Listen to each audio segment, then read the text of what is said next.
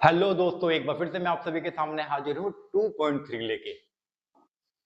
Class 9th गणित मंजरी का 2.3 लेके एक बार फिर से मैं आप सभी के सामने हाजिर हूँ। अगर आपने 2.1, 2.2 और इस चैप्टर का इंट्रोडक्शन नहीं देखा है तो अभी जाके आप डिस्क्रिप्शन में इसका लिंक देख सकते हैं, या फिर आप सीधा प्लेलिस्ट में भी जाकर आप डायरेक्ट सभी वीडियोस को देख सकते हैं। तो ज्यादा टाइम वेस्ट ना करते हुए आइए आते हैं टॉपिक पे। तो एक चार्ट हम कर रहे हैं फर्स्ट क्वेश्चन 2.3 का फर्स्ट क्वेश्चन क्लास 9। एक छात्रा के बचत बैंक खाते में 500 रुपए हैं। मतलब कोई स्टूडेंट है जिसके बचत बैंक मतलब सेविंग अकाउंट के अंदर 500 रुपए हैं। प्रत्येक महीने 150 रुपए जेब खर्च के रूप में मिलते हैं। मतलब जो उसको हर महीने 150 रुपए मिलते हैं वो उसको अपने बैंक में अपने सेविंग अकाउंट में डाल देती है। दूसरे महीने से प्रत्येक महीने के अंत में उसके पास कितनी राशि होगी? तो दूसरे महीने से प्रत्येक महीने में, तो दूसरे महीने से उसके अकाउंट में कितनी राशि हो जाएगी? मतलब ऑलरेडी 500 रुपए है, 150 रुपए हर महीने डाल रही है, तो सेकंड मंथ में उसके पास कितने पैसे होंगे एंड में, और एनवे मंथ में कितने पैसे होंगे? पास होने वाली राशि को व्यक्त करने वाला एक रेखिक समीकरण मतलब रेखिक व्यंजक ज्ञात कीजिए। तो इसमें दो तीन बातें पूछ ली है। मेन हमारी जो है एनवा पद निकालना है और रेखिक व्यंजक बनाना है, मतलब रेखिक बहुपद बनाना है। तो आपको पहले ध्यान देना है कि एनवा पद क्या आता है। सपोज दैट कि आपको एन एन गिनती होती है, 1 2 3 4 5 चलती रहती है, जहां तक पूछेगा वहां तक एन चलता रहता है। अब देखो, मैं कहता हूं कि आपको हर रोज 5 रुपए मिलते हैं। आपको हर रोज 5 रुपए मिलते हैं। पांचवें दिन आपके पास कितने रुपए होंगे? जी देखो, अगर हर रोज 5 रुपए मिलते हैं तो पांचवें दिन हमारे पास होंगे 25 रुपए, और छठे दिन कितने होंगे? 30 रुपए। चौथे दिन कितने होंगे? 20 रुपए।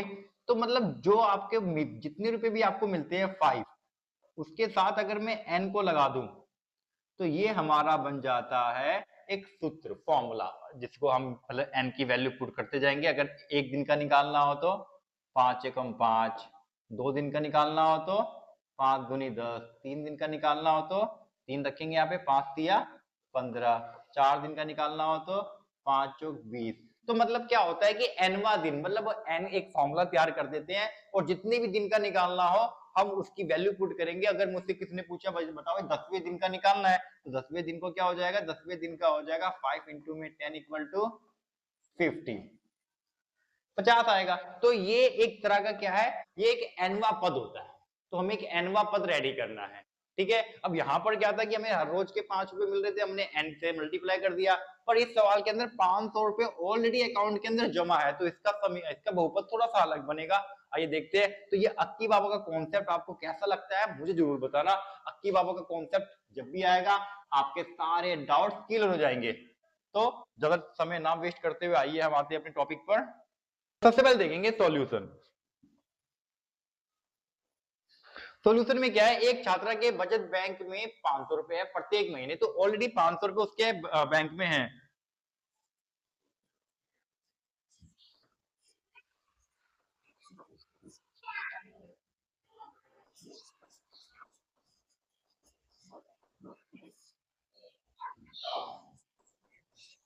बैंक में मौजूदा राशि, तो बैंक में मौजूदा राशि कितनी है? 500 रुपए। प्रत्येक महीने 150 रुपए उसको जेब खर्च पे मिलते हैं। प्रत्येक महीने मिलते हैं 150 रुपीज, ठीक है। तो दूसरे महीने से प्रत्येक महीने के अंत में उसे कितने रुपए मिलेंगे? अब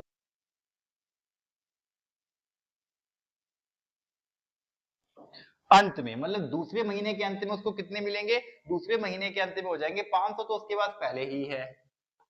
2 महीने के 150 रुपए और उसमें ऐड हो जाएंगे, मतलब अपने मतलब दूसरे महीने से पूछा है तो पहले महीने का 150 रुपए ऑलरेडी उसके अंदर है, और दूसरे महीने का भी आ जाएगा, तो टोटल उसके पास हो जाएंगे 150 और 200 300, 300 500 800, ठीक है। अगर पहले महीने से पूछता तो 500 प्लस में सिर्फ हम क्या करते 150 रखते बस, ठीक है, 1 गुना में 150।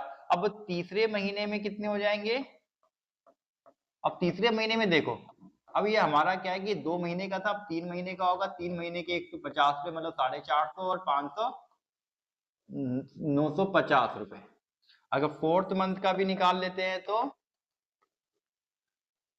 500 प्लस में 4 इंटू में 150 इक्वल टू 600 और 500 1100 रुपए। अब यहाँ पर आपको ध्यान देना है कि इसने जो दूसरे महीने से पूछा था वो हमने लिख दिया, लेकिन फिर पूछा एनवे मंथ, एनवे महीने में उसके पास होने वाली राशि को व्यक्त कीजिए। अब देखो एनवे मंथ के लिए हम क्या करेंगे,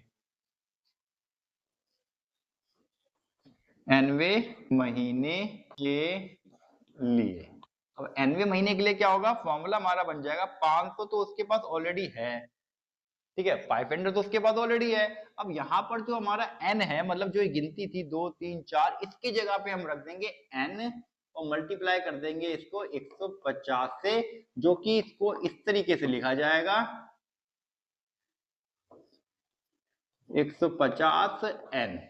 अगर आप चाहो तो अब हमसे कुछ भी पूछता, जैसे चौथे महीने का पूछते तो n की जगह पे आप 4 महीने रखोगे तो 150 चौके 600, 600 और 500 1100 ही आएगा। तो पहले इसको क्वेश्चन पूछने वाले ने पहले इसको ये पूछना था, उसके बाद ये क्वेश्चन पूछना था, लेकिन क्वेश्चन ने पहले क्या पूछा, पहले पूछा दूसरे महीने से, फिर पूछा एनवे महीने से, तो इसलिए ये बाद में आया, ये इसको पहले पूछना चाहिए था। अब लास्ट में क्या है, पार्सुनली वाला एक रेखिक व्यंजक बनाइए। अब देखो ये रेखिक व्यंजक है, रेखिक मतलब जिसके अंदर घात एक होती है, तो इसके अंदर घात एक है, तो इसको हम फाइनली रेखिक व्यंजक के रूप में लिखना हो तो 50n प्लस में 500 भी लिख सकते हैं। फाइनल आंसर हमारा ये है।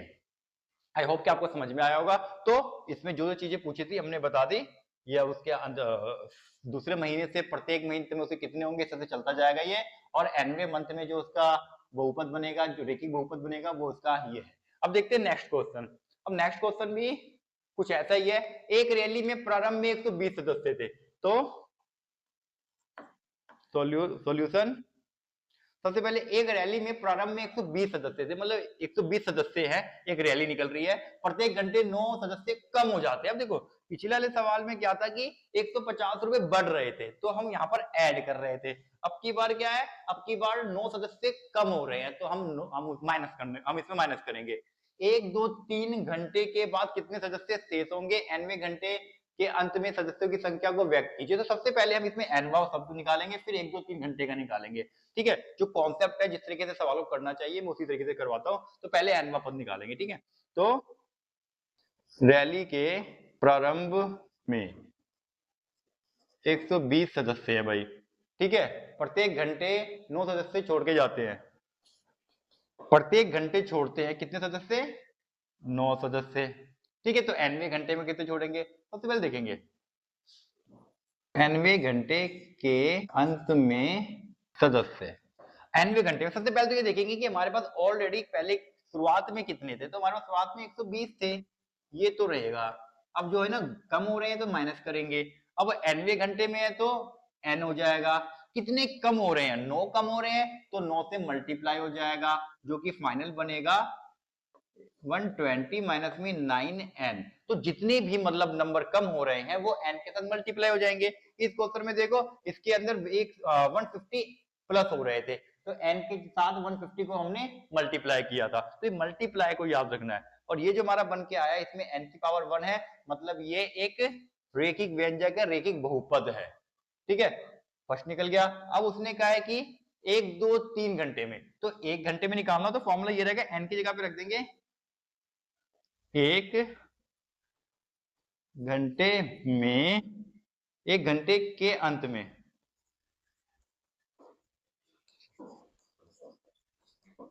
एक घंटे के अंत में कितने हो जाएंगे, पहले हमारे पास 120 है, माइनस n माइनस में 9 है, मतलब n की जगह पर आ जाएगा 1 गुना में 9, जो कि हो जाएगा 9 एकम 9, और 120 में से 9 गया 111 सदस्य है, तो ये सदस्य है हमारे,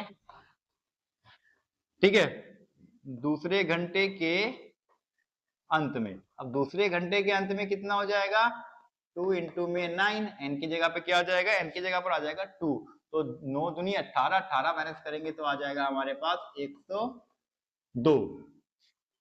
तीसरे घंटे के अंत में कितना हो जाएगा, तीसरे घंटे के अंत में हो जाएगा 3 गुना में 9, 9 के 27, 27 को माइनस करेंगे तो आ जाएगा 93 आएगा। तो इस तरीके से हमारा पहले घंटे में 111, दूसरे घंटे में 102, तीसरे घंटे में 93 सदस्य बचेंगे।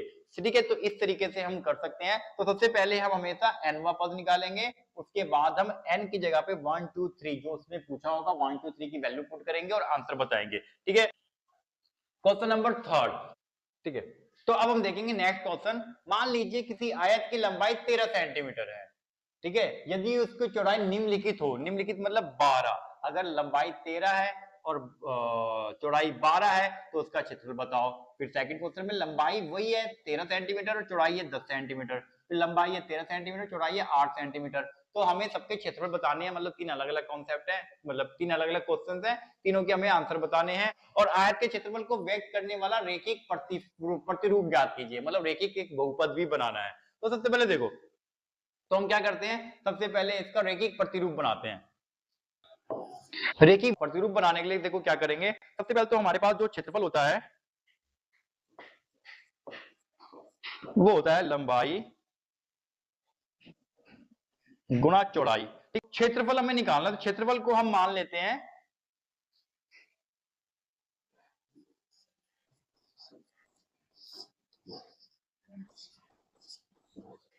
माना क्षेत्रफल मतलब ए मतलब एरिया, तो हम ए लेट कर लेते हैं, ए हो गया। लंबाई जो होती है वो हमारी होती है लेंथ, मतलब एल हो गया। बी हो गया हमारा चौड़ाई, मतलब ब्रेथ हो गया। ठीक है, तो यहां पर हमें जो पता है वो लंबाई पता है, तो ए जो वैल्यू है 13 बी हो जाएगा। ठीक है, तो ये हमारा जो है ये एक रेखिक बहुपद है। इसमें बी की वैल्यू पुट करेंगे, मतलब चौड़ाई की वैल्यू पुट करेंगे, डायरेक्ट हमारा एरिया निकल जाएगा। ठीक है, अब देखो कैसे निकालेंगे हम, या तो हम डायरेक्ट इस फॉर्मूले से कर ले या फिर हम इससे कर ले, एक ही बात है। ठीक है, तो सबसे पहले देखो फर्स्ट में क्या है हमारे पास, जो लंबाई तो हमारे पास फिक्स है 13 है, लिख देते हैं हम यहाँ पे। जो लंबाई है वो 13 सेंटीमीटर है और जो चौड़ाई है, चौड़ाई हमारी कितनी है फर्स्ट में 12 सेंटीमीटर। ठीक है, तो क्षेत्रफल लगाएंगे, क्षेत्रफल का फॉर्मूला होता है लंबाई जमा चौड़ाई।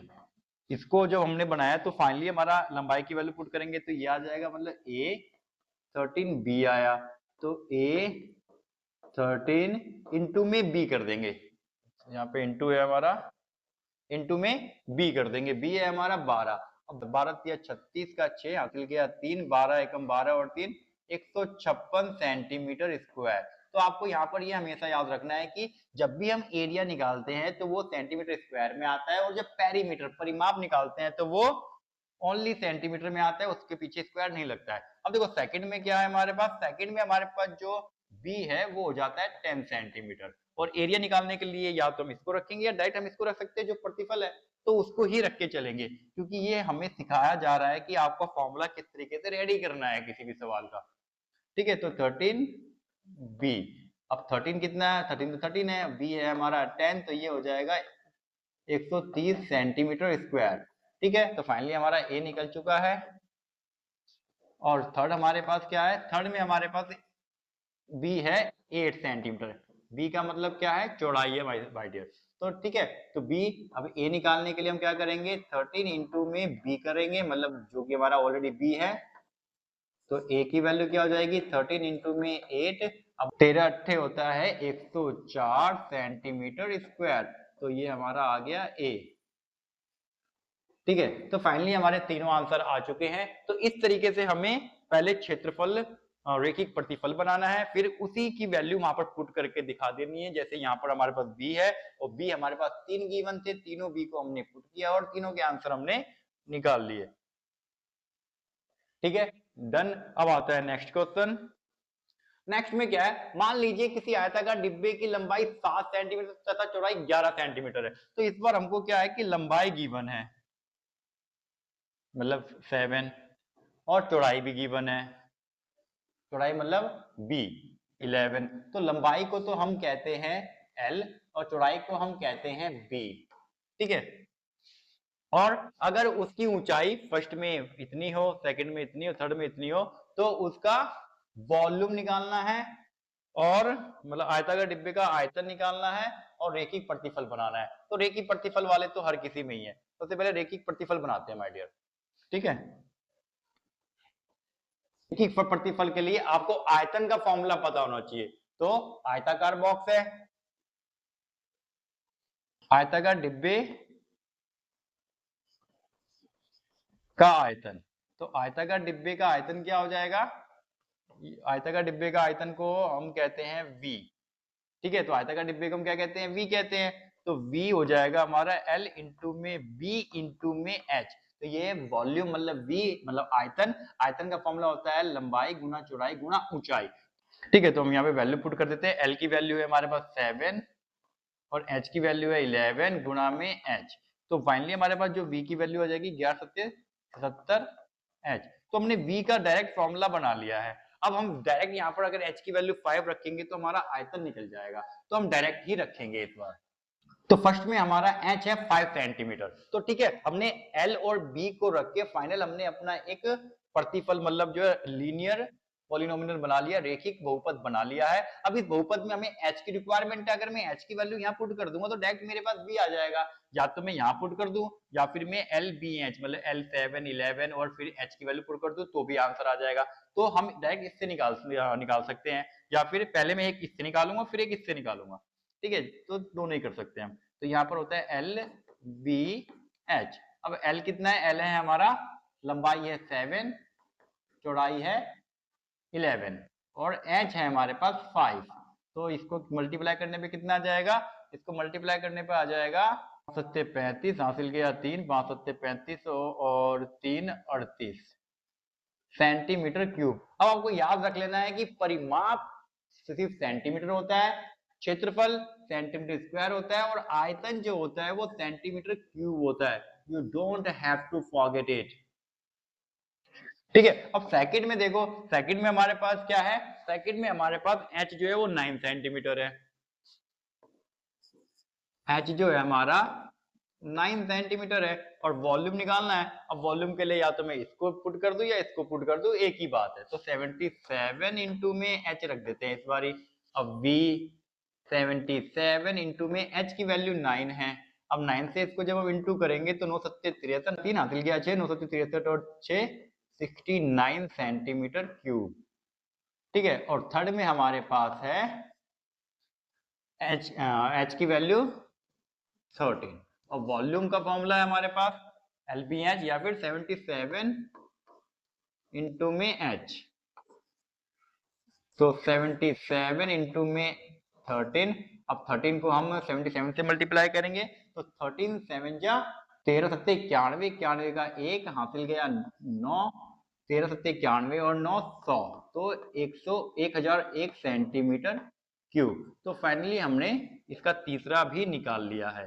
ठीक है, तो आप दोनों ही फॉर्मूले का इस्तेमाल कर सकते हो। अगर एक ही चीज पूछ रहा है तो आप ये वाला फॉर्मूला लिख सकते हो। अगर वो 3 4 चीजें पूछ रहा है तो पहले हम एक शॉर्टकट फॉर्मूला रेडी कर लेंगे, वहां पर h की वैल्यू पुट करते चले जाएंगे, हमारा आंसर आ जाएगा। तो अब करेंगे हम नेक्स्ट। तो नेक्स्ट में क्या है, सरिता 500 पृष्ठों की एक पुस्तक पढ़ रही है। ठीक है भाई, तो 500 पन्नों की एक पुस्तक मतलब किताब पढ़ रही है। वह प्रतिदिन 20 पन्ने पढ़ती है। अगर वो 20 पन्ने पढ़ती है तो जाहिर सी बात है 20 पन्ने कम होते जा रहे हैं।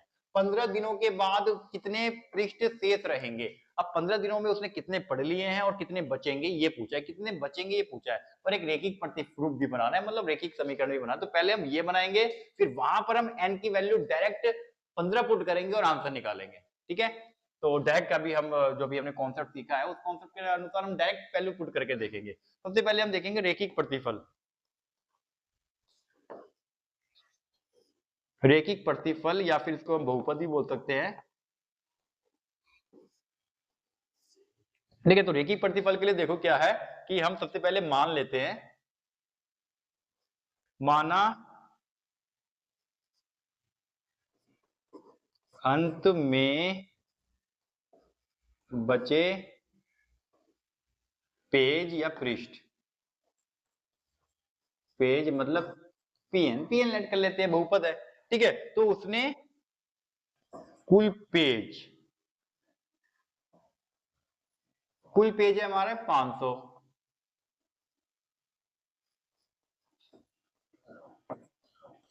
प्रतिदिन पढ़े कितने 20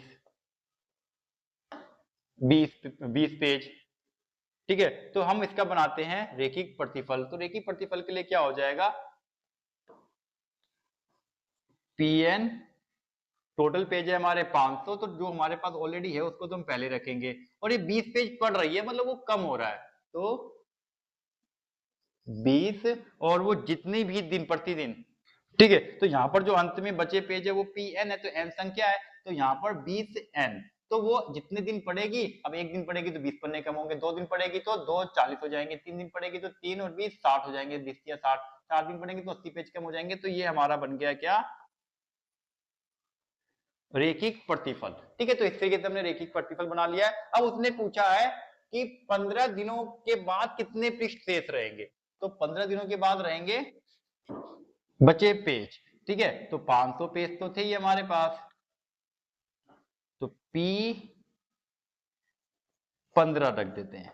ठीक है, तो इस n की जगह 15 रख दिए, तो 15 दिन के बाद की बात हो रही है हमारी, तो 520 और ये 15, 500, 15 दूनी 30, 30 और एक जीरो, 300, 500 में से 300 गया, 200 पेज, तो 200 पेज हमारे बच जाएंगे 15 दिन के बाद। तो डायरेक्ट हमने यहाँ पुट किया, या फिर आप डायरेक्ट भी कर सकते हो, कैसे, 500 पेज थे, 20 पेज रोज पढ़ रही है, 15 दिन तक पढ़ रही है, तो 300, घुमा फिरा के बात वही आनी है हमारी, बस फर्क इतना है कि हम इसके अंदर एक फॉर्मूला रेडी कर रहे हैं। ठीक है, तो आप ये फॉर्मूला रेडी कर रहे हैं, आपके बड़े काम आने वाला है भविष्य में, वो लाइफ में भी काम आएगा और 10th क्लास में भी काम आएगा, और 11 12 में भी इससे कुछ कॉन्सेप्ट बनते हैं माय डियर। ठीक है, तरीके से हमारा एक्सरसाइज होता है खत्म। अगर आप करना चाहते हो 2.4, तो आपको देखना पड़ेगा इसका नेक्स्ट पार्ट, जो कि आपको डिस्क्रिप्शन में मिल जाएगा, या फिर आप प्ले लिस्ट में जाकर भी डायरेक्ट उसको देख सकते हैं, या फिर डिस्क्रिप्शन में आपको इसका डायरेक्ट लिंक मिल जाएगा। All the best.